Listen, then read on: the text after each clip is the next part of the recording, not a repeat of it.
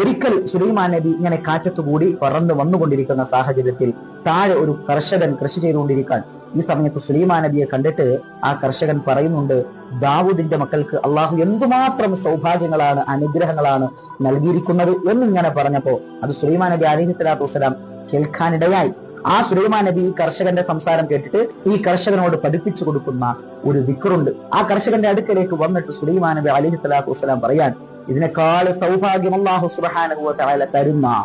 ഇതിനേക്കാൾ സൗഭാഗ്യങ്ങളും എല്ലാ അനുഗ്രഹങ്ങളും അല്ലാഹു സുബ്ഹാനഹു വ തആല തരുന്ന അത്ഭുതകരമായിട്ടുള്ള ദിക്ർ സുലൈമാൻ നബി അലൈഹി സ്വലാത്തു വസ്സലാം പഠിപ്പിച്ചു കൊടുക്കുകയാണ്. പ്രിയപ്പെട്ടവരെ, ആ കർഷകൻ ആശ്ചര്യത്തോടെ ചോദിച്ചു, ഏതാണ് ആ ദിക്ർ എന്ന് പറഞ്ഞപ്പോ, സുബ്ഹാനല്ലാഹി വൽഹംദുലില്ലാഹി